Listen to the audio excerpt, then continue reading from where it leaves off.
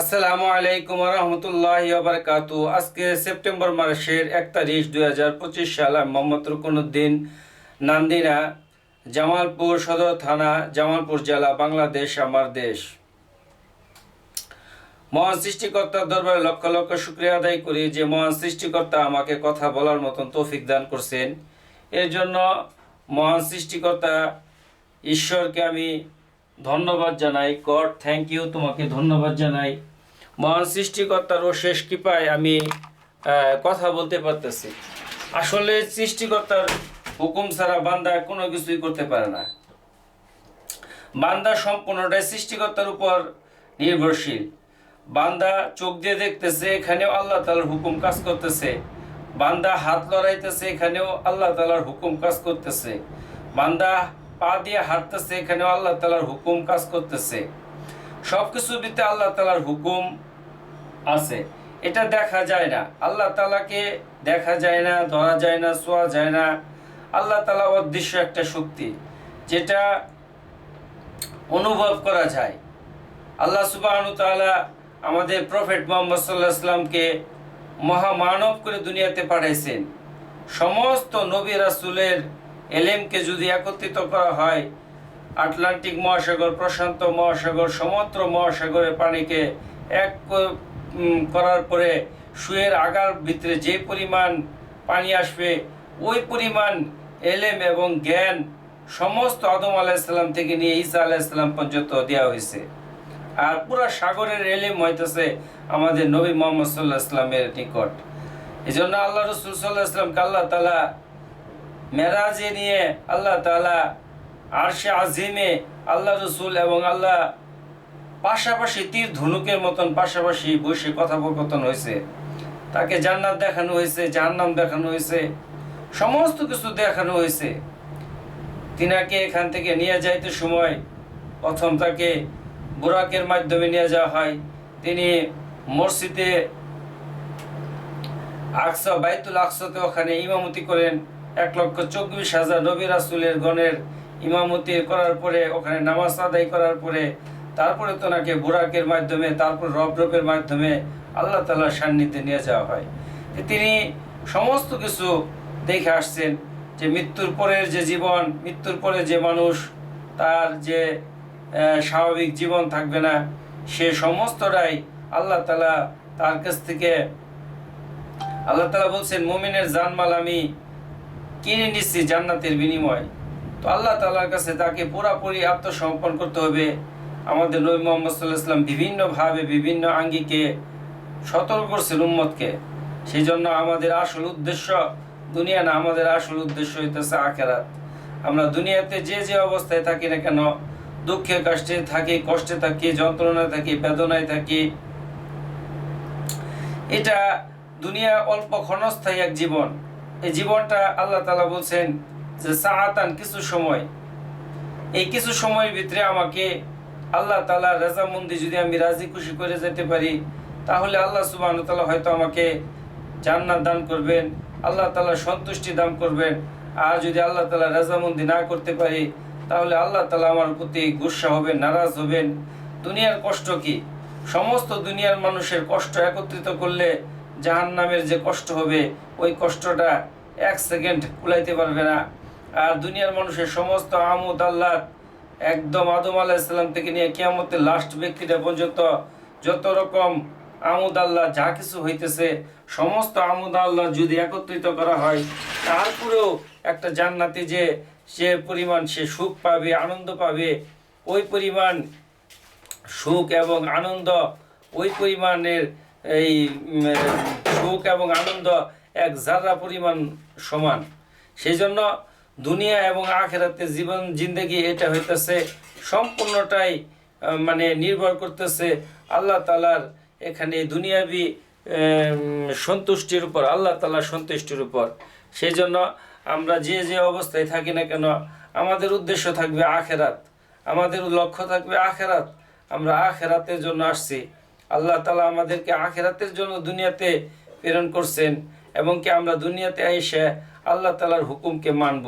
আল্লাহ তাআলার হুকুমকে মানা, আল্লাহ তাআলার আহকামকে নিজের জীবনের ভিতরে, নিজের লাইফের ভিতরে ফিট করা, এটাই হইতেছে আমাদের উদ্দেশ্য, আমাদের দ্বিতীয় কোনো উদ্দেশ্য নাই। কারণ আল্লাহ তাআলা বলছেন যে খলাকতুল জিন্না ওয়াল ইনসা ইল্লা লিয়াবুদু, আমি জিন জাতি এবং মানব জাতিকে সৃষ্টি করছি শুধু আমার ইবাদত বন্দি করার জন্য। সেই জন্য আল্লাহ তাআলা আমাদেরকে ইবাদত বন্দি করার জন্য সৃষ্টি করছেন।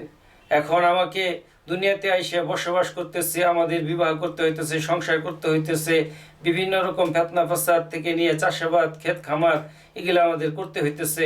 এটা আল্লাহ তাআলার হুকুম। এক সময় ছিল যে তারা মুসা আলাইহিস সালামের জামানায় তারা কোনো কিছুই করতো না, ক্ষেত খামার তো দূরের কথা, তাদের বাচ্চাদের শার্ট, পাঞ্জাবি, পায়জামা পর্যন্ত তারা ধৌত করতো না। তারাও তাদের বাচ্চারা বড় হইতো, আর তাদের কাপড় চোপড়ও বড় হইতো। অটোমেটিকলি তারা সব কিছু অটো পেয়ে যেত, সব কিছু অটো মতন ছিল। তো তাদের কাজ ছিল আল্লাহ তাআলাকে বিশ্বাস করা, আর তার যে কি করে কয় ওই জামানা মুসা আলাইহিস সালাম যে আল্লাহ তাআলার নবী, এটাকে মেনে নিয়ে এইটুকু কাজ, আর দ্বিতীয় কোনো কাজ ছিল না। তাদেরকে জান্নাতের খাবার করা হয়েছে মান্না সালওয়া। তো তারা যখন এটাকে অস্বীকার করলো, তাদের এইগুলা ভালো লাগতেছে না, তখন তারা বললো আদাসুয়া বাসালুহা, আমরা এরকম দুনিয়াবি রবি শস্য আমরা এগুলা মানে মানে ওরা আগলে খাবারটাকে স্টোর করা শুরু করলো, যে যদি না আসে আল্লাহ তাআলার প্রতি তাদের এক বিশ্বাসকে হারাই ফেললো। তখন তাদের প্রতি আল্লাহ তাআলা ক্রোধান্বিত হয়। তখন তারা বিভিন্ন খাবার উপরে তারা মানে খাবার চাইলো, যার ফলশ্রুতিতে আল্লাহ তাআলা তাদেরকে পেঁয়াজ রসুন, এই চাল ডাল এগুলা দিল। এখন আজকে আমাদেরকে বিভিন্ন রকম কাজকর্ম করে খেতে হয়। এটা একটা জীবনের অধ্যায়, জীবনের একটা পার্ট, জীবনের একটা অধ্যায়। জীবনে এটা আমাদের থাকবে, যে কেউ যে কোনো মানুষ তাকে কাজ করেই খেতে হইতেছে। কারণ আল্লাহ তাআলা ওই সিস্টেমটাকে বন্ধ করে দিয়েছেন, জান্নাতে খাবার আসে এটাকে বন্ধ করে দিয়েছেন।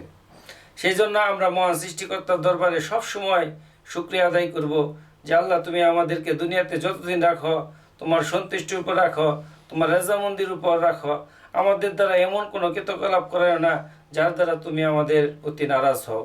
আমরা সর্বোপরি ধর্মবর্ণ গোত্র সর্বোপরি সারা ওয়ার্ল্ডের সমস্ত মানুষ, যে ফিজি আইল্যান্ডে বাস করতে, যে বারবুডাসে বাস করে, যে হাইতিতে বাস করে, যে চাঁদে বাস করে, যে নরওয়ে বাস করে, যে পেরুতে বাস করে, যে উরুগুয়ে বাস করে, যে ব্রাজিলের আমাজন জঙ্গলে বাস করে, যা ইন্দোনেশিয়ার পাপুয়া নিউগানিতে যে সমস্ত উপজাতি বাস করে না কেন, তাদেরকে অথবা মাদাগাস্কারে যে বাস করুক না কেন, সবাই নবী মুহাম্মদ সাল্লাল্লাহু আলাইহি ওয়াসাল্লামের উম্মত।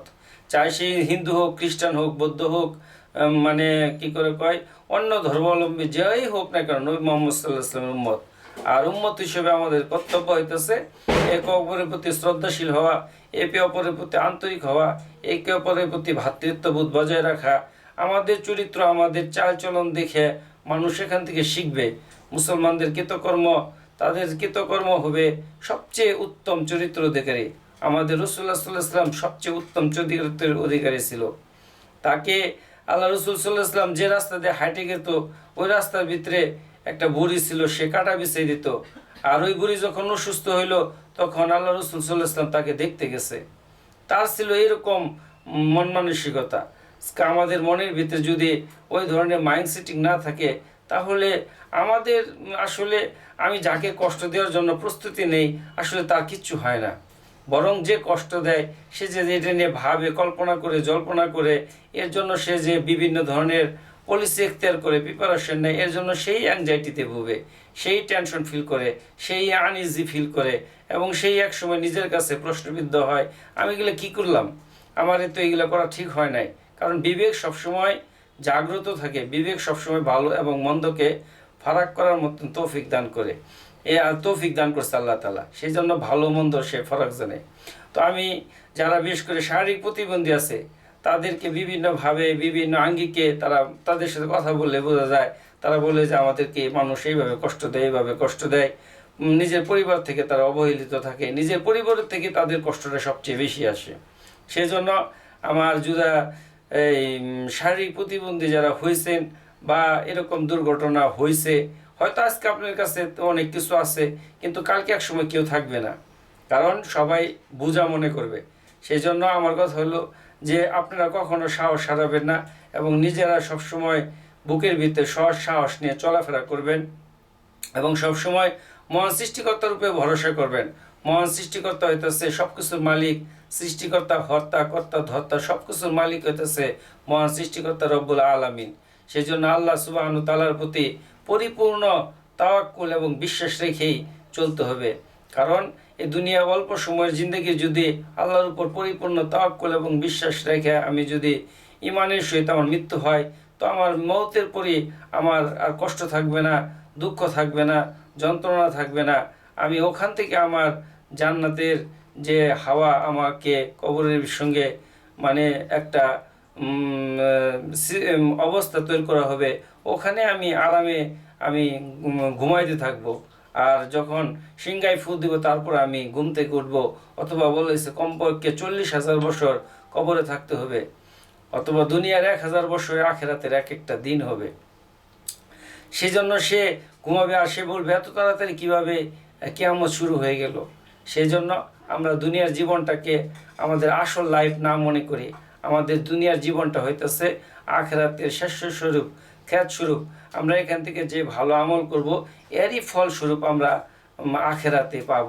সেই জন্য সর্ব অবস্থায় আমাদের যারা এমন কোনো কাজ সংগঠিত না হয় যে কাজের ভিতরে শিরিক থাকে, আল্লাহ তাআলা না খুশি থাকে, আল্লাহ তাআলা নারাজ হয়, এমন কোনো কাজ কৃতকর্ম আমরা করব না।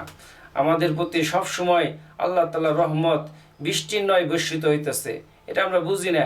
আমরা শ্বাস প্রশ্বাস নিতেছি, এটা আল্লাহ তাআলার রহমত। আমরা দেখতেছি, এটা আল্লাহ তাআলার রহমত। আমরা কানে শুনতেছি, এটা আল্লাহর রহমত। আমরা খাবার ঢুক গিলতে পারতেছি, এটা আল্লাহর রহমত। আমি ইজিলি প্রস্রাব করে পারতেছি, এটা আল্লাহর রহমত। আমি পায়খানা নিজেকে কন্ট্রোল করতে পারতেছি, পায়খানা করতেছি, পায়খানায় কন্ট্রোল করতে পারতেছি, এটা আল্লাহর রহমত। যার পাতলা পায়খানা হয়ে গেছে তাকে জিজ্ঞেস করলে বোঝা যায় যে দুনিয়ার জীবনটা কত কঠিন। যার প্রস্তাব আটকে গেছে সে বুঝে দুনিয়ার জীবনটা কত কঠিন। যে কানে শুনে না তাকে জিজ্ঞেস করলে বোঝা যাবে তার দুনিয়ার জীবনটা কত কঠিন। যে অন্ধ লোক চোখে দেখে না সে বুঝতে পারে দুনিয়ার জমিন কত কঠিন। যে মুখ আছে কিন্তু কথা বলতে পারে না সে বুঝতে পারে দুনিয়ার জমিনটা কত কঠিন। যার দুইটা হাত পা অঙ্গহানি কর্তন হয়েছে বা যে কোনো কিছু হয়েছে সে বুঝতে পারে দুনিয়াটা কতটুকু চ্যালেঞ্জিং বিষয়। সেই জন্য আমরা আসলে দুনিয়া আমাদের উদ্দেশ্য না, আমাদের আসল উদ্দেশ্য হইতেছে আখেরাত। আমাদের মৃত্যুর পর আল্লাহর সামনে জবাবদিহিতার আওতায় আমাদেরকে আল্লাহ তাআলা নিয়ে আসবেন। আর আল্লাহ তাআলা বলছেন সেদিনকে মিথ্যা কথা বলতে পারো, সেদিনকে তারপর আমি জানি। সেই জন্য আমি তোমার মুখের ভিতরে আল-ইয়াওমা নাখতিমু আলা আফওয়াহিহিম, আমি সেদিন তোমার মুখের ভিতরে মোহর এঁটে দিব। ওয়া তুকাল্লিমুনা আইদিহিম, তোমার হাত সেদিন আমার সঙ্গে কথা বলবো। ওয়া তাশহাদু আরজুলহুম, এবং তোমার পা কৃতকর্মে সাক্ষী দেবে। তুমি কি করছো না করছো, কোথায় গেছো না গেছো, সব কিছুর সাক্ষী সেদিন তোমার হাত পা, তোমার অঙ্গ প্রত্যঙ্গ তোমার বিরুদ্ধে সাক্ষী দেবে।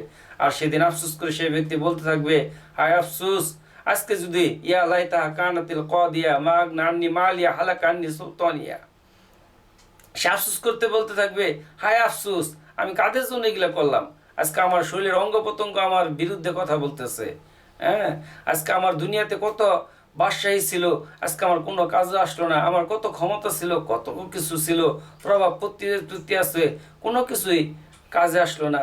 আল্লাহ তাআলা বলবেন খুযুহু ফাগুল্লু সুম্মাল জাহিমা সল্লু সুম্মা ফি সিলসিলাতিন যারওয়া সাবউনা যিরাআন ফাসলুকু, যে তাকে 70 গজের লোহার শিকল, দীর্ঘ এক শিকলে তাকে আবদ্ধ করো এবং তাকে টেনে হেসড়ে জাহান্নামের দিকে নিক্ষেপ করো।